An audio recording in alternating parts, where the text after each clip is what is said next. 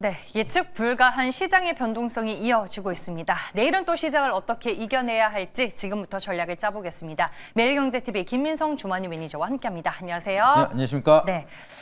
오늘 코스닥이 알테오젠 때문에 제약바이오주들이 많이 힘들었습니다. 저는 이제 궁금한 게 기관이 오늘 코스닥에서 6천억 원 넘게 매도를 했는데 이게 좀 제약바이오에 집중이 된 것 같더라고요. 매도 물량이 어떻게 해석을 해볼 수 있나요? 맞습니다. 사실 저는 어제 저녁부터 좀 그걸 많이 느꼈는데 어제 저녁 6시 반에 대부분에 대한 종목, 특히나 또 바이오 쪽에 대한 변동성이 매도세가 갑자기 쏟아지기 시작을 하면서 그걸 또 말아올리는 흐름이 만들어지고 나서 오늘 오전장부터 또 알테오젠에 대한 이벤트가 만들어지고 바이오가 유독 강하게 밀리고 있는 모습이 만들어지고 있습니다. 근데 제가 그전부터 계속해서 봤던 게 이제 개인 투자자분들이 굉장히 좋아하는 바이오 위주로 아무래도 공매도가 굉장히 많이 쌓여 있었는 게 약간 찝찝했는데 오늘을 빌미로 해서 기관들에 대한 매도세가 좀 강하게 만들어지기 시작을 하면서 알테오젠에 대한 하락을 기반으로 해서 이제 큰 이유가 없는 이제 뭐 페트론이라든지 올릭스라든지 이런 기업들까지 같이 빠지는 장세가 연출이 됐습니다. 근데 저는 오히려 이제 바이오를 좋아하시는 분들이라고 하면은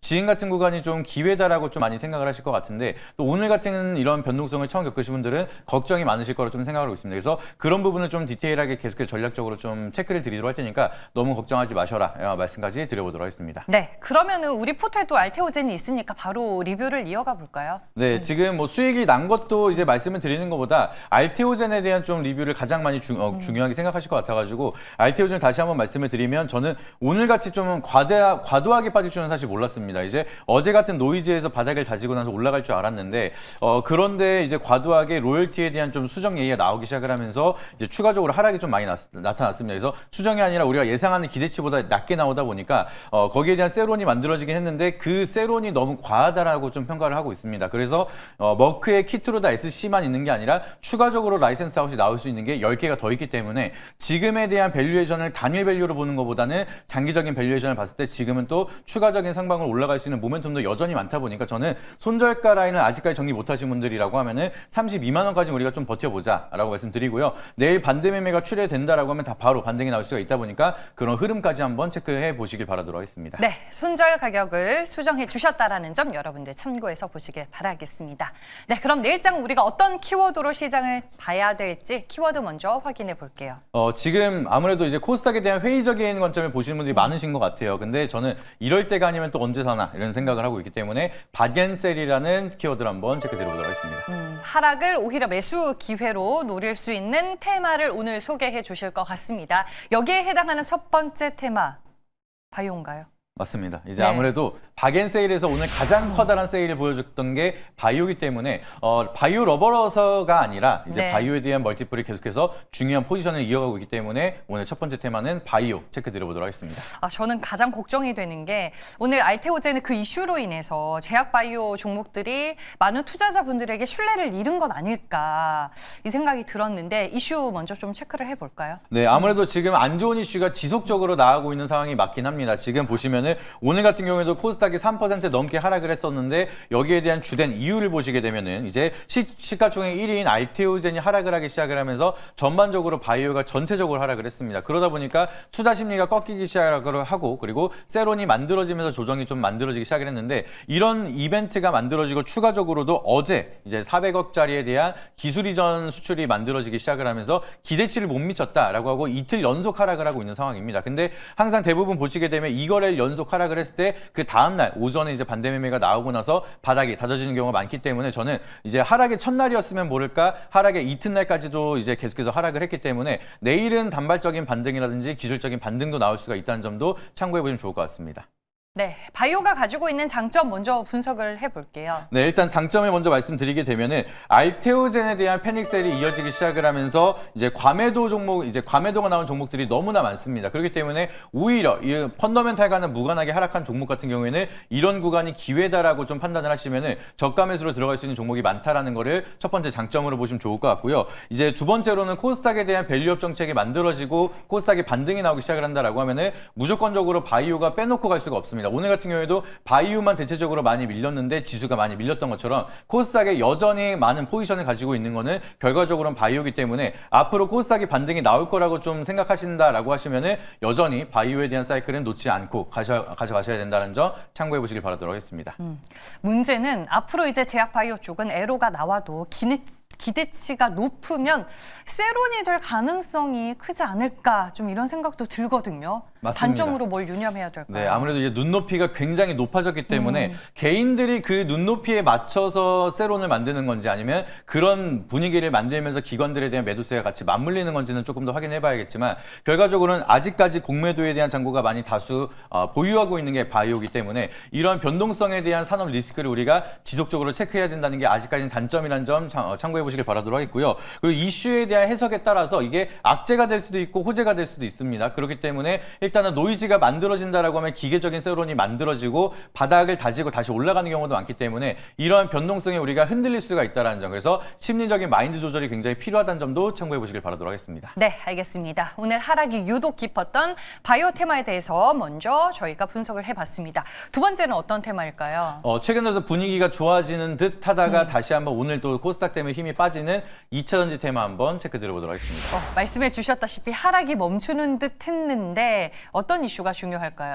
아무래도 2차전지 같은 경우에는 이제 전기차 캐즘 속에서 발목을 잡혀서 이미 세일이 들어갔었기 때문에 가격적인 메리트가 있었던 거는 분명합니다. 근데 그 와중에서 다시 한번 로봇에 대한 모멘텀이 만들어지기 시작을 하다 보니까 이제는 밸류에이션을 새롭게 적용을 할 수가 있을까라는 기대감이 커지고 있는 만큼 바닥에서 올라갈 수 있는 턴어라운드 기대감 형성이 되고 있는 만큼 올해는 지속적으로 관심 있게 볼 필요가 있다는 점 참고해 보시면 좋을 것 같고요. 그리고 이제 계속해서 로봇에 대한 이제 배터리가 들어간다는 유무와 플러스로 전고체 배터리까지 언급이 되기 시작을 하다 보니까 이제는 로봇 시장이 앞으로 커지면 커질수록 지금 최근 들어서 로봇에 대한 테마가 굉장히 핫하게 이어지고 있는데 여기에 대한 다음 순환 사이클로 2차 전지가 좀 더 꼽히고 있는 만큼 다시 한번 순환에 대한 메리트도 한번 체크해 보시면 좋을 것 같습니다.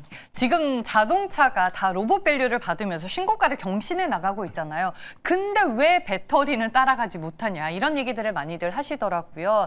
이걸 기반으로 어떤 장점을 좀 우리가 중심적으로 봐야 될까요? 아마 아직 이제 수급이 안 온 거지 좀 갈 수 있을 거라 보고 있습니다. 그렇기 때문에 우리가 주목해야 되는 포인트 같은 경우에는 2차 전지에 대한 수요가 다각화가 되고 있다는 게 굉장히 중요한 포인트입니다. 방금 로봇도 말씀을 드렸지만 뭐 드론이라든지 다방면으로 수요가 늘어나고 있기 때문에 과거에는 전기차만 바라봤다라고 하면은 이제는 플러스 알파로 늘어날 수가 있다 보니까 우리가 기대하는 시장에 대한 규모 자체가 커진다라고 하면은 성장에 대한 멀티플도 커질 수가 있다라는 점, 그렇게 된다라고 하면은 바닥을 찍고 올라갔을 때 더 크게 올라갈 수 있다라는 기대감까지 이어질 수가 있다 보니까 그게 가장 커다란 장점이라고 보시면 좋을 것 같고요. 이제 두 번째로는 이제 ESS랑 로봇 같은 경우에는 굉장히 비싸게 팔릴 수가 있는 고부가 가치 상품이 많습니다. 그렇기 때문에 이제 단순하게 많이 파는 게 아니라 이제는 비싸게 많이 팔 수 있는 멀티플이 커진다라고 하면은 영업이익 측면에서도 퀀텀 점프를 할 수가 있다는 게 굉장히 커다란 장점인 구간이다 보니까 이런 구간에서 우리가 2차 전지에 대한 밸류 계속해서 체크가 필요하다는 점 참고해 주시길 바라도록 하겠습니다. 네, 이어서 단점도 확인해 볼게요.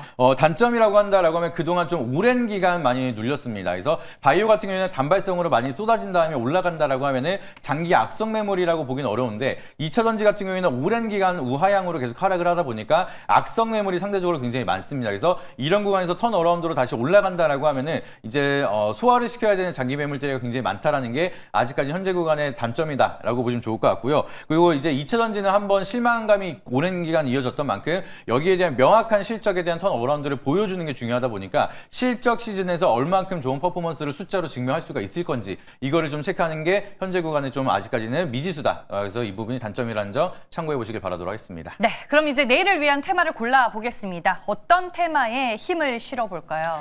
저는 이제 계속해서 둘 다 계속 강조를 드리고 있는 섹터긴 한데 그 중에서 좀 강력하게 퍼포먼스를 보여줄 수 있는 바이오를 한번 선택해 보도록 하겠습니다. 오늘 비록 다 같이 밀리기는 했지만 결국에는 각자의 길을 찾아갈 것이다. 이 말씀을 해주시는 것 같습니다. 뚝심 있게 바이오를 선택해 주셨고요. 어떤 종목 볼까요?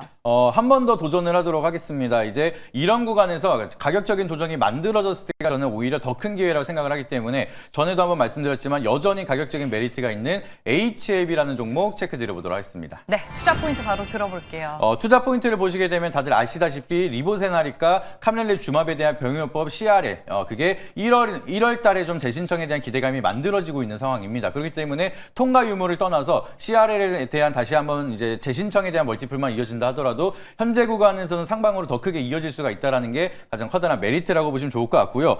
이제 병용요법에 대한 데이터가 너무 잘 나왔습니다. 이제 중앙생존값이 23.8개월이 나왔는데 기존에 판매가 되고 있는 약 대비해서 거의 12개월 정도가 늘어날 수 있는 생존값이 나오기 때문에 데이터가 굉장히 잘 나온다라는 게 가장 커다란 멀티플의 기회가 될 수가 있다라 보시면 좋을 것 같고요. 그리고 담관한 치료제인 리라푸그라나팁에 대한 멀티플도 플러스 알파가 되고 있다 보니까 현재 구간에선 추가적으로 상방이 이어질 수가 있다라는 점 참고해 보시면 좋을 것 같습니다. 네, 알겠습니다. 요즘에 주가 흐름은 좀 어때요? 최근 들어서 장기 이평선을 돌파하고 나서 다시 한번 조정을 받고 있긴 하지만 그래도 장기 이평선 지지받고 있는 구간이라 보시면 되겠습니다. 그래서 저는 여기 구간에서 가격적인 메리트가 충분히 존재하기 때문에 넥스트레이드 현재가로도 편입이 가능하다 미리 말씀드려보도록 하겠고요. 여기서 반등이 나온다라고 하면 저는 1차 목표가는 박스권 상단 부근이 6만 원 그리고 손절가 라인은 추세 이탈하는 44,500원 제시드리도록 할 테니까 가격 전략 참고해 보시길 바라도록 하겠습니다. 네, 알겠습니다. 오늘은 네이버 밴드로 가면 어떤 얘기 들을 수 있을까요? 아무래도 이제 바이오 특히나 알테오젠 주주분들이 많이 속상하실 것 같습니다. 하지만 이 구간을 우리가 어떻게 헤쳐나가야 되는지 그리고 이런 구간에서 바이오는 어떠한 관점으로 봐야 되는지 객관적으로 말씀드리도록 할 테니까 바이오 러버서가 아니라 이제 시장에 대한 코스닥 기준으로 말씀드리도록 할 테니까 네이버 밴드 김민성 검색하신 다음에 굉장히 중요한 시기에 다양한 인사이트 참고해 보시길 바라도록 하겠습니다. 네, 오늘 바이오 종목들을 들고 계신 많은 투자자분들이 이 매도를 해야 되나 아니면 기다려야 되냐 이 고민을 많이 하시더라고요. 네이버 밴드 활용해서 조금이나마 도움을 얻어보시길 바라겠습니다. 대결 내일의 테마는 매일경제TV 김민성 주머니 매니저와 함께했습니다. 고맙습니다.